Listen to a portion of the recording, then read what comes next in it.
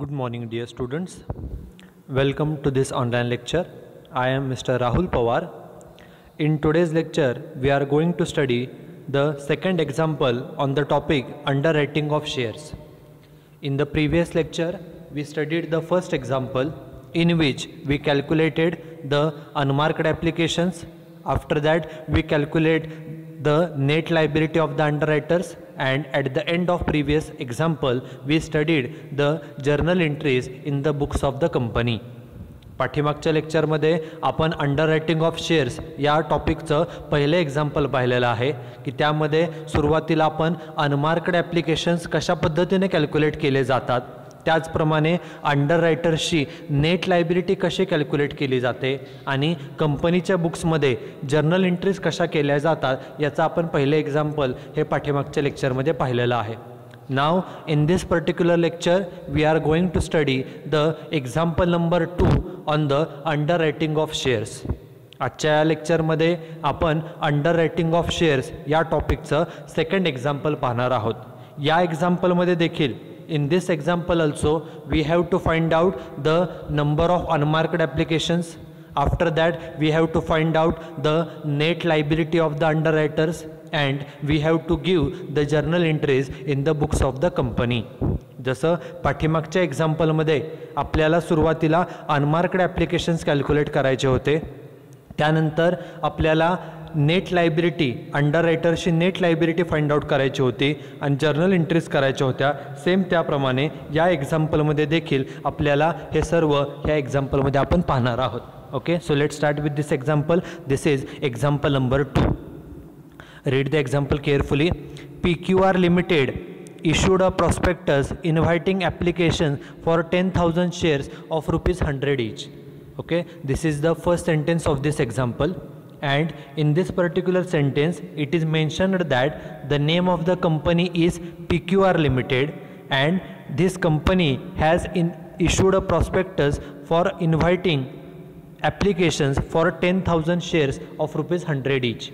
याचा अर्थ कंपनीनं शेअर्स विकायला काढलेले आहेत. किती शेअर्स विकायला काढलेले आहेत तर 10,000 शेअर्स. कंपनीनं 10,000 शेअर्स विकायला काढलेले आहेत आणि एक शेअर कितीचा आहे तर ₹100चा एक शेअर आहे. शेअर्सची संख्या 10,000 आहे आणि एक शेअर ₹100चा आहे. तो शेअर कितीला विकायला काढले हे सांगितलेलं नाही. It means that a share is of ₹100 and it is issued for ₹100 only. ₹100चं share आहे एवढंच सांगितलं आहे, म्हणजे 100चा शेअर आहे आणि तो ₹100लाच विकायला काढलेला आहे. All these shares were underwritten by Ajay, Vijay and Sanjay as follows. It means Ajay, Vijay and Sanjay, these three people are the underwriters. हे तिघं अंडररायटर्स आहेत आणि त्यांनी कंपनीचे शेअर्स विकण्याची रिस्पॉन्सिबिलिटी घेतलेली आहे. किती रिस्पॉन्सिबिलिटी घेतली आहे? Ajay has taken responsibility for selling 4,000 shares. अजयने 4,000 शेअर्स विकण्याची जबाबदारी घेतलेली आहे. Vijay has taken responsibility for selling 4,000 shares. विजयने 4,000 शेअर्स विकण्याची जबाबदारी घेतलेली आहे. And Sanjay has taken responsibility for selling the 2,000 shares. संजयने 2,000 शेअर्स विकण्याची जबाबदारी घेतलेली आहे. It is called as a gross liability. जे अंडररायटर्स असतात, एजंट्स असतात, त्यांनी किती शेअर्स विकण्याची जबाबदारी घेतलेली आहे त्याला ग्रॉस लायबिलिटी असं म्हटलं जातं. ही 4,000, 4,000 आणि 2,000 ही झाली त्या तिघांची ग्रॉस लायबिलिटी. आपण ज्या वेळेला नेट लायबिलिटी फाइंड आउट करतो प्रत्येक अंडररायटरची, त्यावेळेस सुरुवातीला आपण जे ग्रॉस लायबिलिटी घेतो किती आहे? 4,000, 4,000 आणि 2,000. जेवढी त्यांनी शेअर्स विकण्याची जबाबदारी घेतलेली आहे ही 4,000, 4 आणि 2,000 याला ग्रॉस लायबिलिटी असं म्हटलं जातं. ती ग्रॉस लायबिलिटी आपण तिथे मेन्शन केली. आता पुढे काय सांगितलं आहे? Applications were received for 9,000 shares. कंपनीने शेअर्स विकायला काढलेले 10,000, परंतु ॲप्लिकेशन फक्त किती आले? 9,000च अर्ज आले, 9,000च ॲप्लिकेशन आले. Out of which the marked applications wear as follows. 9,000 application आले, त्यापैकी मार्क्ड ॲप्लिकेशन्स किती? मार्क्ड म्हणजे काय? आपण प्रिव्हियस एक्झाम्पलमध्ये सुद्धा पाहिलं की marked applications means those applications which are received through underwriters. Underwriter through किती आलेले आहेत तर बघा, अजय थ्रू 3,100 शेअर्सचे ॲप्लिकेशन आलेले आहेत. ओके, जो सेकंड अंडररायटर आहे विजय, विजय थ्रू 3000 शेअर्सचे ॲप्लिकेशन आलेले आहेत आणि संजय थ्रू 1900 शेअर्सचे ॲप्लिकेशन आलेले आहेत. हे तिघं अंडररायटर आहे. जर आपण ह्या तिन्हींची बेरीज केली म्हणजे 3100, 3000 आणि 1900 याची जर आपण बेरीज केली तर एकूण बेरीज येते 8000. म्हणजे ह्या तिघांनी मिळून एकूण जर बेरीज येते 8000. तिघांच्या थ्रू एकूण 8000 ॲप्लिकेशन्स आलेले आहेत. ह्या 8000ला मार्क्ड ॲप्लिकेशन्स असं म्हटलं जातं. Total marked application, agent through आलेले ॲप्लिकेशन जे असतात त्याला मार्क्ड ॲप्लिकेशन असं म्हटलं जातं. ते किती आहेत? 8000. एकूण ॲप्लिकेशन कंपनीला किती मिळाले होते? 9000. 9000 ॲप्लिकेशन आले. 9000पैकी 8000 मार्क्ड आहेत. मग आपली नेहमीची working note, calculation of unmarked application. सुरुवातीला घ्यायचं टोटल ॲप्लिकेशन्स रिसिव्ड किती? 9000. एक्झाम्पलमध्ये सांगितलं आहे एकूण ॲप्लिकेशन 9000 आले. त्यातनं लेस मार्क्ड ॲप्लिकेशन. मार्क्ड म्हणजे काय? जे एजंट्स आहेत अजय, विजय, संजय ह्या तिघांची मिळून किती आहेत? आपण आत्ताच बेरीज केलेली आहे. तिघांची मिळून आहेत 8000. ते त्यातनं मायनस केले. 9000 अर्ज आले, त्यापैकी 8000 एजंट थ्रू, त्याला मार्क्ड म्हणतो. म्हणजे जे आदाचे आलेले आहेत किती? 1000. त्याला नाव दिलं जातं अनमार्क्ड ॲप्लिकेशन. अनमार्क्ड ॲप्लिकेशन म्हणजे काय? The applications which are directly received by the company without underwriters. जे अर्ज, जे ॲप्लिकेशन डायरेक्टली कंपनीकडे येतात त्या ॲप्लिकेशन्सला अनमार्क्ड ॲप्लिकेशन्स असं म्हटलं जातं. ते किती आले अनमार्क्ड ॲप्लिकेशन? तर ते 1000 ॲप्लिकेशन्स एवढे आले. ओके, हे आपल्याला प्रत्येक एक्झाम्पलमध्ये कॅल्क्युलेशन हे करावं लागतं. आणि प्रिव्हियस एक्झाम्पलमध्ये आपण पाहिल्याप्रमाणे हे जे अनमार्क्ड ॲप्लिकेशन्स असतात these are distributed among all the underwriters in the gross liability ratio. प्रत्येक प्रत्येक जो अंडररायटर आहे त्यानं किती शेअर्स विकण्याची जबाबदारी घेतलेली आहे, जे ग्रॉस लायबिलिटी आहे त्या रेशोमध्ये, त्या प्रमाणामध्ये हे जे 1000 अनमार्क्ड ॲप्लिकेशन्स आहे त्याचं डिस्ट्रीब्युशन हे सर्व अंडररायटर्समध्ये केलं जातं. पुढे एक्झाम्पलमध्ये काय सांगितलं बघा. Underwriting commission payable to underwriter. Commission किती द्यायचं आहे? 3% ऑफ इश्यू प्राईस. आपला एक शेअर 100चा आहे एवढंच सांगितलं आहे. तो कितीला विकला सांगितलेलं नाही, त्यामुळे तो 100लाच विकला असेल. त्यामुळे 100 रुपये ही झाली इश्यू प्राईस आणि त्याच्या 3% हे कमिशन द्यायचं आहे. जेव्हा जर्नल एंट्री आपण करू त्यावेळेला हे आपल्याला 3% लागणार आहेत. पुढे सांगितलं calculate net liability and give journal entries in the books of company. Okay, आपल्याला नेट लायबिलिटी फाइंड आउट करायचे आणि जर्नल एंट्रीज करायचे आहेत. नेट लायबिलिटी फाइंड आउट करण्यापूर्वी आपल्याला ही वर्किंग नोट करावी लागते अनमार्क्ड ॲप्लिकेशनची. ती आपण मगाशीच केली. त्याप्रमाणे 1000 अनमार्क्ड ॲप्लिकेशन्स आहेत हे आपल्याला लक्षात आलेलं आहे. त्याचं डिस्ट्रीब्युशन आपण पुढे करणार आहोत. आता जेव्हा आपल्याला नेट लायबिलिटी फाइंड आउट करायची असते, when we have to find out the net liability of the underwriters, then we have to prepare certain columns. In this particular example, there are 3 underwriters, Ajay, Vijay and Sanjay. So separate column for all these 3 underwriters and first column should be particulars. असे एकूण आपल्याला 4 columns तयार करायचे आहेत. Particulars पहिला column, त्यानंतर जे 3 अंडररायटर्स आहेत अजय, विजय, संजय त्यांच्यासाठी 3 सेपरेट कॉलम. आणि या टेबलची सुरुवात आपण कशी करतो तर सुरुवातीला ग्रॉस लायबिलिटी घ्यायची. ग्रॉस लायबिलिटी म्हणजे काय तर या अंडररायटर्सनी किती शेअर विकण्याची जबाबदारी घेतली होती सुरुवातीला. तर एनं 4000, बीनं 4000 आणि सीनं 2000 एवढे शेअर विकण्याची जबाबदारी घेतलेली होती. It is called as a gross liability. Okay, ही जी ग्रॉस लायबिलिटी आहे this gross liability is reduced by the distribution of unmarked applications. जे अनमार्क्ड ॲप्लिकेशन्स आहेत जे आपण मगाशी कॅल्क्युलेट केले, हे अनमार्क्ड ॲप्लिकेशन जे डायरेक्टली कंपनीला मिळालेले आहेत ते ॲप्लिकेशन जे 1000 आहे ते सर्व तिघी अंडररायटर्समध्ये डिस्ट्रीब्यूट करायचे. आणि तेवढ्यानं जी ग्रॉस लायबिलिटी आहे ती ग्रॉस लायबिलिटी कमी केली जाते, लेस केली जाते. आणि कोणत्या रेशोमध्ये तर तो रेशो घ्यायचा असतो हा जो ग्रॉस लायबिलिटीचा रेशो आहे. किती रेशो येईल बघा, 4000, 4000, 2000. सगळ्यामधील जर 0 काढून टाकले तर रेशो येतो आपला 4:2. रेशो किती येतोय 4:2. ह्या सर्वाला जर 2ने डिवाइड केलं तर रेशो किती येईल 2:1. ह्या सर्वाला 2ने डिवाइड केलं रेशो किती आला 2:1. मग आपले ॲप्लिकेशन्स किती आहेत 1000. ते वाटा 2:2:1 मध्ये 2:2:1 म्हणजे 5 भाग करा, भागिले 5 म्हणजे एक हिस्सा कितीचा येईल तर एक हिस्सा येईल 200चा. एक हिस्सा 200चा. पहिल्याला किती द्यायचे 2 म्हणजे 400, दुसऱ्याला 2 म्हणजे 400 आणि तिसऱ्याला 200. ओके, जे अनमार्क्ड ॲप्लिकेशन्स असतात, जे डायरेक्टली कंपनीला मिळालेले आहेत, त्याला अनमार्क्ड ॲप्लिकेशन म्हटलं जातं. And these unmarked applications are distributed among the underwriters in the gross liability ratio. This is most important part. जे अनमार्क्ड ॲप्लिकेशन्स आहेत ते अंडररायटर्समध्ये ग्रॉस लायबिलिटीच्या रेशोमध्ये वाटले जातात आणि तेवढ्यानं त्यांची जी लायबिलिटी ती कमी केली जाते, लेस केली जाते. मग आता लेस करून बघा, एची जबाबदारी होती 4,000, त्यातनं 400 कमी करा, त्याची लायबिलिटी रिमेनिंग लायबिलिटी किती राहिली 3,600. बीची लायबिलिटी होती 400, त्यातून 400 कमी केले, त्याची आता लायबिलिटी आहे 3,600 शेअर्स विकण्याची. संजय जो आहे त्याची लायबिलिटी होती 2,000, त्यातून 200 कमी करा, म्हणजे त्याची लायबिलिटी किती आता 1,800. It is the remaining liability of all the अंडररायटर्स.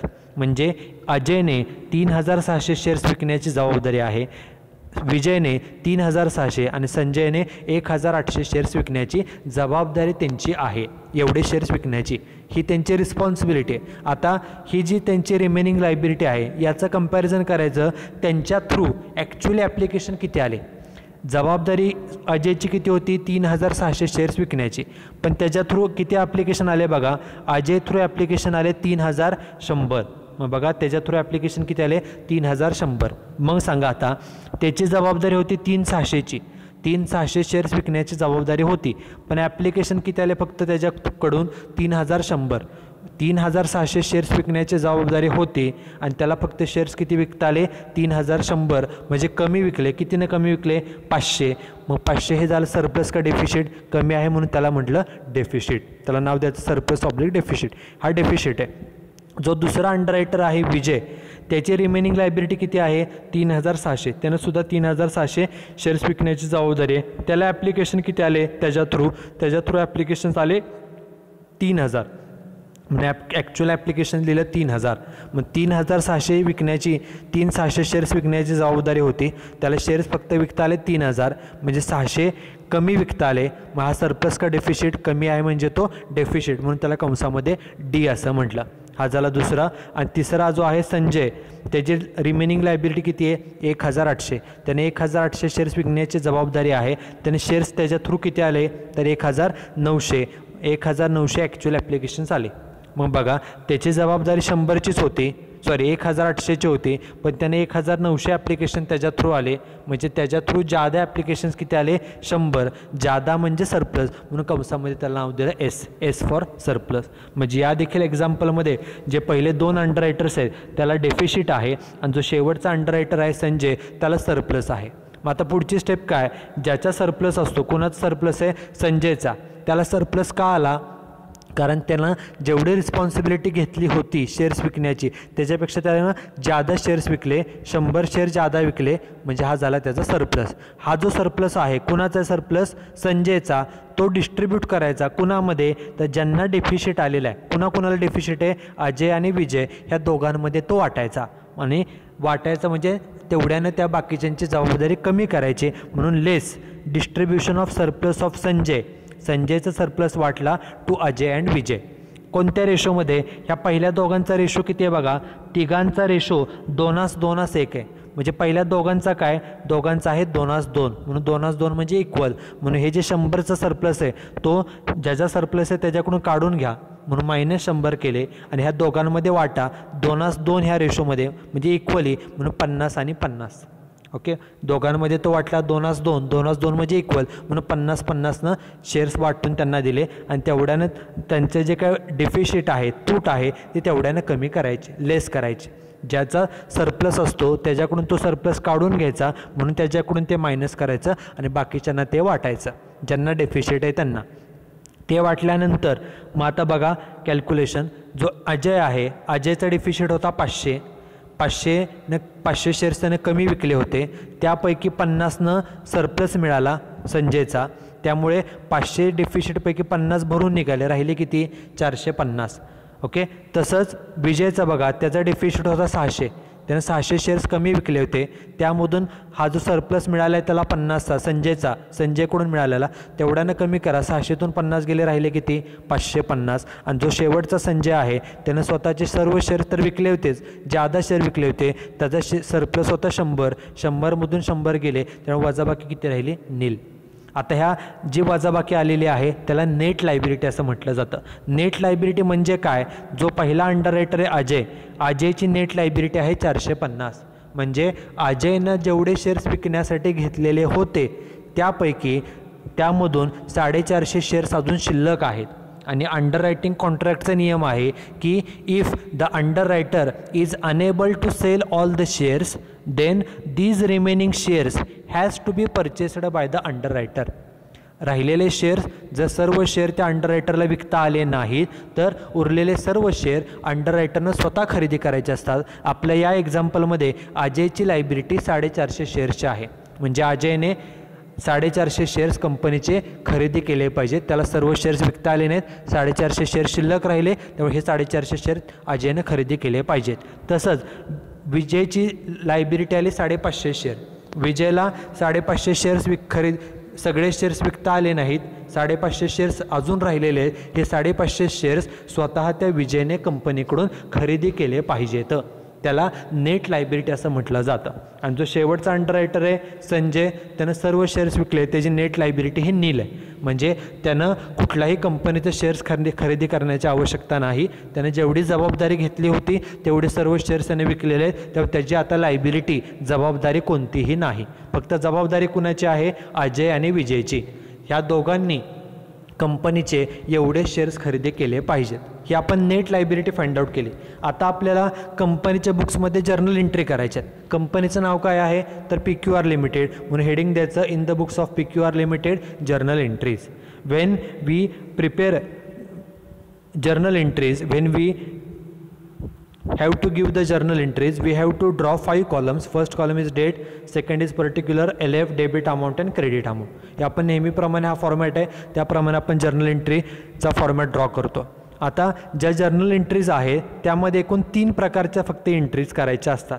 त्यातली जी पहिली एंट्री करायची असते ती एंट्री करायची असते की हे जे अंडररायटिंग कॉन्ट्रॅक्ट आहे या थ्रू कंपनीला जे शेअर्स आहेत उरलेले शेअर्स त्या बदल्यात कंपनीला अंडररायटरकडून किती रुपये येणं आहे.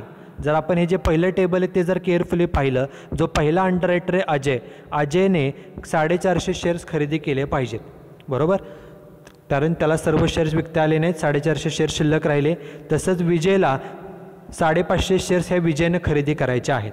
खरेदी करायची म्हणजे काय तर आपण आता एंट्री करतोय, जर्नल एंट्री करतोय कंपनीच्या बुक्समध्ये. आपण कंपनी आहोत असा विचार करा. आपण कंपनी आहोत, आपल्या कंपनीचे 3 अंडररायटर्स होते, त्यापैकी पहिल्या 2 अंडररायटर्सना सर्व शेअर्स विकता आले नाहीत, त्यामुळे ते शेअर त्या दोन्ही अंडररायटरनी खरेदी करायचे. आणि खरेदी करणार म्हटल्यावर आपल्याला त्या दोघांकडून, अजय असेल विजय असेल, ह्या दोघांकडून पैसे येणं आहे. आपण कंपनीच्या बुक्समध्ये जर्नल एंट्री करतोय त्यामुळे आपण कंपनी आहोत असा विचार करा. आपल्याला म्हणजेच कंपनीला अजय आणि विजयकडून पैसे येणं आहे. पैसे येणं आहे म्हणजे ती झाली आपली असेट, आणि असेटला आपण देतो डेबिट, म्हणून अजय अकाउंटला डेबिट आणि विजय अकाउंटला डेबिट. ह्या दोघांनीच शेअर्स खरेदी करायचे आहेत. तिसरा जो संजय त्यांना काय खरेदी करायचे नाही कारण त्याची नेट लायबिलिटी ही नील आलेली आहे. आता किती शेअर्स खरेदी करायचे आहेत, अजयकडून किती येणे बघा. अजयने शेअर्स खरेदी करायचे 450चे. बघा मग 450 शेअर्स आणि आपलं एक शेअर 100 रुपयाचं एक्झाम्पलमध्ये सांगितलं आहे. बघा एक शेअर आपलं 100 रुपयाचं आहे इथं सांगितलेलं आहे. मग 450 शेअर्सचे 100 रुपयेप्रमाणे अजयकडून किती येणं आहे 45,000. तसंच विजयकडून किती येणं बघा. विजयनं किती शेअर्स खरेदी करायचे 550. मग 550 शेअर्स 100 रुपयेप्रमाणे त्याच्याकडून 55,000 रुपये येणं आहे. पैसे येणं आहे म्हणजे ती आपली ॲसेट आहे, कंपनीची ॲसेट आहे, त्यामुळे कंपनीसाठी ती ॲसेट आहे. ॲसेटचा बॅलन्स डेबिट, म्हणून अजय अकाउंट डेबिट, विजय अकाउंट डेबिट. हे डेबिट दिलं. आता क्रेडिट कशाला तर हे पैसे जे येणार आहेत अजयकडून किंवा विजयकडून हे कशाचे आहेत तर हे शेअर्सचे. शेअर्सचे पैसे जेव्हा येतात तेव्हा आपण त्याला शेअर कॅपिटल म्हणतो. आपण 11वीपासून शिकलो आहे की कॅपिटल ही लायबिलिटी साईडला दाखवलं जातं. लायबिलिटीचा बॅलन्स क्रेडिट असतो म्हणून त्याला दिलं क्रेडिट टू शेअर कॅपिटल. आता अमाऊंट किती तर बघा अजयने 450 शेअर्स आणि विजयने 550 शेअर्स असे दोघांनी मिळून 1000 शेअर्स, एक शेअर 100 प्रमाणे असे एकूण किती रुपये येणं आहे तर 1,00,000 रुपये येणं आहे. अजयकडून 45 आणि हे 55 असे 1,00,000 रुपये येणं आहे म्हणून to share capital account. Narration being shares to be taken or purchased by the underwriters. एवढे शेअर हे अंडररायटरने आता खरेदी करायचे आहेत आणि त्याचे एवढे पैसे कंपनीला येणं आहे. पैसे येणे म्हणून एकडून पैसे येणे म्हणून अजय अकाउंटला डेबिट, विजयकडून पैसे येणे म्हणून विजय अकाउंटला डेबिट आणि हे पैसे कॅपिटलचे आहेत आणि कॅपिटलचं बॅलन्स क्रेडिट म्हणून टू शेअर कॅपिटल अकाउंट. ही झाली फर्स्ट एंट्री. आता जी सेकंड एंट्री करायची असते ती सेकंड एंट्री करायची असते अंडररायटिंग कमिशन. ही दुसरी एंट्री. कमिशन जे अंडररायटिंग कॉन्ट्रॅक्ट आहे त्याप्रमाणे the company has to pay underwriting commission to the underwriter. कंपनीनं एजंट्सना अंडररायटर्सना कमिशन द्यायचं असतं. कमिशन हा खर्च आहे. 11वीपासून शिकलेला नियम, debit the expenses and losses. Commission आपला खर्च आहे, खर्चाला आपण डेबिट देतो म्हणून अंडररायटिंग कमिशन अकाउंट डेबिट. आता किती कमिशन द्यायचं आहे बघा. कंपनीने किती शेअर्स विकायला काढले होते तर 10,000. एक शेअर कितीचा आहे 100चा, म्हणजे 10,000 शेअर्स 100 प्रमाणे आणि कमिशन किती टक्के तर 3%. म्हणून बघा 10,000 शेअर्स गुणिले 100 प्रमाणे त्याच्या 3%. 10,000 गुणिले 100, ओके, 10,000 गुणिले 100 आणि गुणिले 3%, मग कमिशन किती येईल 30,000 रुपये. एकूण 30,000 रुपये कमिशन हे द्यायचं आहे. कुणाला द्यायचं आहे कमिशन हे तर जे 3 अंडररायटर्स आहेत अजय, विजय आणि संजयला. अजयला पैसे द्यायचे आहेत, कमिशन द्यायचं, विजयला कमिशन द्यायचं आहे, संजयला कमिशन द्यायचं आहे, कंपनीनं कमिशन द्यायचं आहे. म्हणजे ही झाली कंपनीची लायबिलिटी. कंपनीची लायबिलिटी आणि लायबिलिटीचा बॅलन्स असतो क्रेडिट म्हणून त्याला क्रेडिट दिलं to Ajay account, to Vijay account आणि टू संजय अकाउंट. ओके. आता कमिशन किती द्यायचं प्रत्येकाला तर प्रत्येकानं किती शेअर्स विकण्याची जबाबदारी घेतली होती 4,000 शेअर्स, 4,000 शेअर्स आणि 2,000 शेअर्स. एक शेअर 100 रुपयेचा आणि त्याच्या 3%. 4,000 आणि 2,000 एवढे शेअर्स त्यांनी घेतलेले होते विकण्यासाठी. म्हणून अजयला बघा 4,000 शेअर्स, एक शेअर 100चा गुणिले 3%, त्याला 12,000. विजयला सुद्धा 4,000 शेअर्स गुणिले 100 रुपयाचं एक शेअर त्याच्या 3% म्हणजे 12,000. आणि संजयनं 2,000 शेअर्स, एक शेअर 100चा गुणिले 3% म्हणजे 6,000. असं 12,000, 12,000 आणि 6,000 असं एकूण 30,000 कमिशन हे तिघांना देणं आहे. म्हणून narration being underwriting commission payable to the underwriters. Okay. ही झाली सेकंड एंट्री. कमिशन कंपनीसाठी खर्च आहे म्हणून कमिशनला डेबिट आणि हे कमिशनचे पैसे एला, बीला, अजय, विजय, संजयला देणं आहे. त्यांना देणं आहे म्हणजे लायबिलिटी. लायबिलिटीचा बॅलन्स क्रेडिट म्हणून त्याला दिलं क्रेडिट. फक्त कमिशन देत असताना त्यांनी किती शेअर्स विकण्याची जबाबदारी घेतली होती त्या प्रमाणामध्ये तेवढ्या ह्याच्यामध्येच त्यांना कमिशन दिलं जातं. जरी शेअर्स त्यांना सर्व विकता आले नसतील तरीसुद्धा उरलेले शेअर स्वतः सगळे अंडररायटर खरेदी करतात. त्यामुळे सर्व शेअर्सची जबाबदारी त्यांनी जेवढी घेतली होती त्या सर्वाचं कमिशन हे त्यांना दिलं जाते. ही झाली सेकंड एंट्री. आता जी तिसरी एंट्री करायची असते ती प्रत्येक अंडररायटरसाठी सेपरेट करायची आणि ती एंट्री काय करायची तर सेटलमेंट. म्हणजे आता बघा ही आपली पहिली एंट्री. हे पहिली एंट्री काय सांगते, आपण ह्या एंट्री करतोय कंपनीच्या बुक्समध्ये. ही एंट्री काय सांगते, जो पहिला अंडररायटर आहे अजय, अजयकडून अजयला आपण डेबिट दिलं होतं. डेबिट का दिलं कारण अजयकडून 45,000 रुपये येणं आहे. बघा अजयकडून 450 शेअर्सचे 100 प्रमाणे 45,000 रुपये येणं आहे. कारण तेवढे शेअर्स त्यानं खरेदी करायचे आहेत त्यामुळे कंपनीला 45,000 रुपये येणं आहे. ही येण्याची रक्कम आहे ती मोठी रक्कम आहे. 45,000 येणं आहे. आणि इथं दुसऱ्या एंट्रीमध्ये आपण पाहतोय की त्याला कमिशन किती देणं आहे तर 12,000. मग येणं आहे 45, त्यातनं जे देणं आहे ते वजा करा. 45मधून 12,000 गेले, वजा बाकी राहिले 33,000. मग हे काय असेल तर आपल्याला 45,000 रुपये येणं होतं कंपनीला. त्या 45,000तनं हे फक्त 12,000 वजा करा म्हणजे शिल्लक किती राहिली येणं फक्त 33,000 रुपये कंपनीला येणं आहे. कंपनीसाठी आपण जर्नल एंट्री करतोय कंपनीच्या बुक्समध्ये. पहिली जर्नल एंट्री सांगते की अजयकडून 45,000 रुपये येणं आहे, 45,000. आणि दुसरी एंट्री सांगते की त्याला 12,000 देणं आहे. मग त्या 45मधून तेवढे 12,000 वजा करा, वजा बाकी राहिले 33,000. तेवढे 33,000 रुपयेच फक्त आता कंपनीला येणं आहे अजयकडून. ते पैसे आले, कंपनीला पैसे मिळाले म्हणून कॅश अकाउंट डेबिट 33,000. कुणाकडून मिळाले अजयकडून म्हणून टू अजय अकाउंट 33,000. कसे कॅल्क्युलेट केले आत्ता सांगितलं. जेवढं येणं आहे 45 त्यातनं हे 12,000 जे देणं आहे तेवढं वजा करा. 45 वजा 12 वजा बाकी किती 33,000. अजयकडून 33,000 रुपये येणं आहे. ते पैसे कंपनीला मिळाले म्हणून कंपनीच्या बुक्समध्ये पैसे मिळाले म्हणून cash account debit, cash account debit म्हणा किंवा बँक अकाउंट डेबिट. त्याला डेबिट दिलं, पैसे आले म्हणून कॅश अकाउंट डेबिट किंवा बँक अकाउंट डेबिट. आणि 2 कुणाकडून पैसे आले, अजयकडून, म्हणून 2 Ajay account. Narration being amount received from Ajay, अजयकडून पैसे मिळाले after adjusting underwriting commission. Commission आपण ॲडजस्ट करून फायनल एवढी रक्कम आली. ही झाली अजय. आता दुसरा जो कोण अंडर रायटर आहे त्याचं नाव आहे विजय. पहिली एंट्री काय सांगते बघा, पहिल्या जर्नल एंट्रीप्रमाणे त्याच्याकडून कंपनीला किती रुपये येणं आहे, 55,000 रुपये येणं आहे. विजयकडून कंपनीला येणे. आपण एंट्री कोणाच्या बुक्समध्ये करतोय, कंपनीच्या. आपण कंपनी आहोत असा विचार करा, आपण कंपनी आहोत आणि विजय जो कोण एजंट आहे त्याच्याकडून आपल्याला कंपनीला 55,000 येणं आहे. आपल्याला पैसे येणार आहेत त्याच्याकडून 55,000. आणि दुसऱ्या एंट्रीमध्ये सांगितले त्याला कमिशन किती द्यायचं आहे, तर 12,000. मग जेवढं आपलं येणं आहे 55मधनं हे 12,000 वजा करा. 55मधनं 12 गेले, वजाबाकी किती राहील, तर वजाबाकी राहील 43,000 रुपये. बरोबर. मग हे 43,000 रुपये ह्या विजयकडून येणं आहे आणि ते पैसे आले 43,000. कंपनीला पैसे मिळाले म्हणून कॅश अकाउंट डेबिट 43,000. आणि कुणाकडून आले, विजयकडून, म्हणून विजय अकाउंट 43,000. विजयला क्रेडिट का दिलं, कारण कंपनीला जे पैसे मिळाले ते विजयकडून मिळाले. म्हणजे विजयने पैसे दिले. विजय हा गिव्हर आहे. पर्सनल अकाउंटचा नियम क्रेडिट द गिव्हर. जो देणार आहे त्याला क्रेडिट द्या, म्हणून विजयाला दिलं क्रेडिट. ही अमाऊंट कशी फाइंड आउट केली, तर पहिली एंट्री बघायची, त्याप्रमाणे त्या व्यक्तीकडून किती येणं होतं 55,000. दुसऱ्या एंट्रीमध्ये त्याला देणं किती होतं 12,000. मग ते वजाबाकी गेले, 55 वजा 12 म्हणजे राहिले 43,000 फक्त येणं आहे. आणि ते पैसे आले म्हणून कॅश अकाउंट डेबिट. आणि 2 कुणाकडून आले, तर विजय अकाउंट, म्हणून 2 विजय अकाउंट. 2 अंडर रायटर झाले. आता जो तिसरा अंडर रायटर आहे त्याचं नाव आहे संजय. जर आपण पहिली जर्नल एंट्री पाहिली तर पहिल्या जर्नल एंट्रीमध्ये कुठेही संजयचं अकाउंट नाही.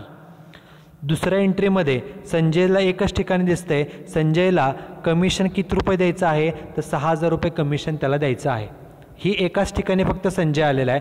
पहिल्या जर्नल एंट्रीमध्ये अजय अकाउंट आहे, विजय अकाउंट आहे, कॅपिटल अकाउंट आहे. इथं कुठेही संजयचा उल्लेख नाही, त्यामुळे ही एंट्री पाहण्याची आवश्यकता नाही. दुसरी जी जर्नल एंट्री आहे कमिशनची, त्याप्रमाणे संजयला किती कमिशन द्यायचे, तर संजयला 6,000 रुपये कमिशन द्यायचे. 6,000 रुपये कंपनीनं त्याला द्यायचे.